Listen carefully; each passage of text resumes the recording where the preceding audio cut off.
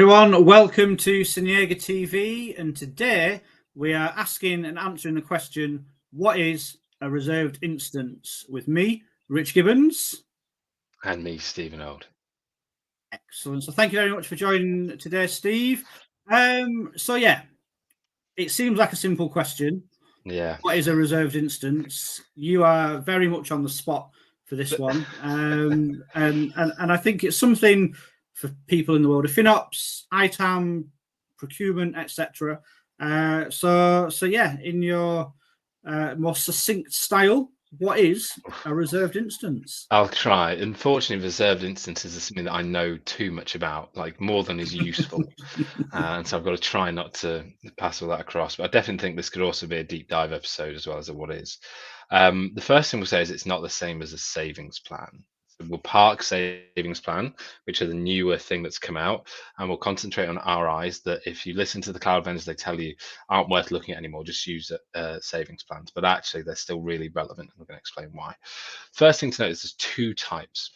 The first is a standard reserved instance, and the second is a convertible reserved instance. So we'll start by talking about the standard reserved instances. Even with that, there are two types. There are size flexible and size specific. Now, the reason I bring that up is because with a reserved instance, what you're basically doing is committing to a thing for an amount of time for an amount of discount. And then you, depending on how long and how much you pay up front, you get a different level of discount. And also depending on what you're committing to. Now, that let's say we committed to a large virtual machine of a normal instance family or a machine family, we could, based on paying 1-3 years, all up front, partial up front, all up front, get different levels of discount depending on how much risk we're taking. Like how much are we willing to pay up front, how long we're willing to commit for. The more we're willing to do, the more discount we're going to get. With size flexible, actually, so you actually need to change that large into two mediums. That would be absolutely fine. It's quite flexible in how you do it. You kind of get an amount of, in AWS, we call it nominalized units, but it could also be considered like vCPUs. And so that's really flexible. With size specific, this is when there's basically a license included, so Windows, RDS for SQL, Oracle, that kind of stuff. It's really specific to the size because they're quite linked to an amount of licenses, etc., that are in part of the parcel. Now, don't think therefore that you get discount on the licenses. You don't if you're looking at how it works underneath. But it's basically you're getting a specific amount of discount for an amount of time and amount you pay up front for a machine. Now, that's not specific capacity you're reserving. You're not actually buying that physical machine. Let's say you had two large machines and you had one RI and it was working on this one on the left first and you switch that one off, it would move to one on the right. It's like a discount voucher that works for whatever you've got at the time. And that's how standard RIs work. One of the benefits of standard RIs versus savings plans is that if you buy too many or if you change your usage, you can sell them on the reserved instance marketplace on AWS or in Azure.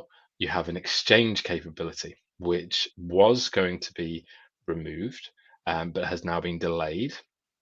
And they're going to give us 6 months notice as to when it's going to get removed again. But for now, you've got this exchangeability where you can basically change anything to anything. That puts us in line with what convertible REI is on AWS.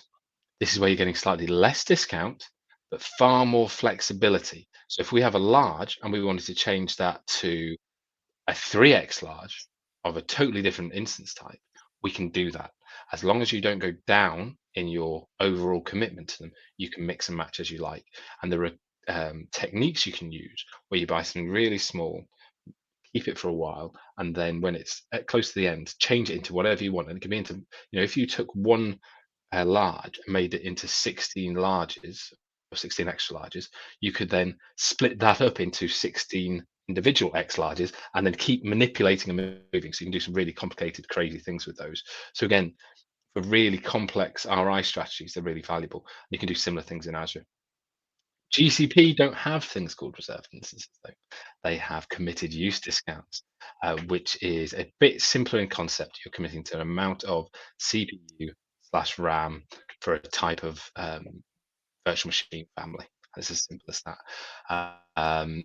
Discounts can go anywhere from kind of 70 to 70% for all up front 3 years for some of these, down to kind of maybe for a flexible, convertible Windows instance, you could be down at like 20%. For an RDS with Oracle on something, you could be down at 11-12% because the license is such a huge part of the cost.